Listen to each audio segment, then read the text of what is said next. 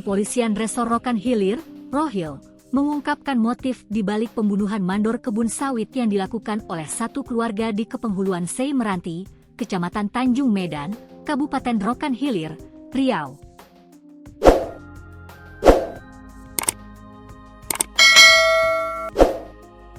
Tiga pelaku yang terlibat dalam aksi tersebut adalah Ar alias Raju, 41, anaknya As alias Raffi, 19, dan adik Ar yang masih di bawah umur. Pembunuhan tersebut dilatar belakangi oleh sakit hati setelah pelaku dituduh mencuri buah sawit. Pelaku Ar alias Raju dan korban cekcok karena dituduh maling buah sawit. Pelaku tidak terima, kemudian membunuh korban, ungkap Kasatreskrim Polres Rohil, AKP Putu Adi Juniwinata, saat dikonfirmasi melalui pesan WhatsApp pada Kamis, 5 Juni 2025.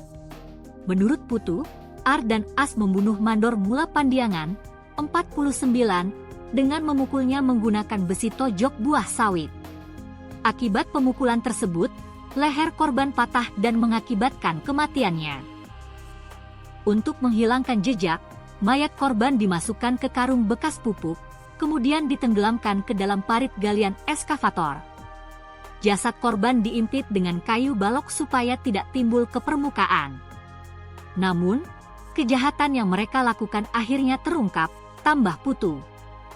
Putu juga mengungkapkan bahwa Ar alias Raju merupakan residivis kasus pembunuhan.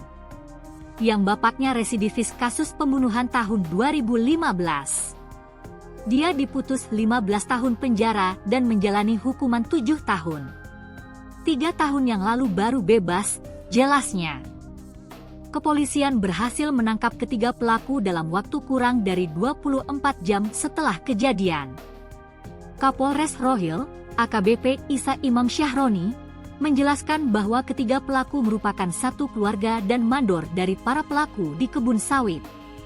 Ketiga tersangka ditangkap Polsek Pujut, Polres Rohil, ungkap Isa kepada wartawan saat konferensi pers di Polres Rohil, Rabu, 4 Juni 2025.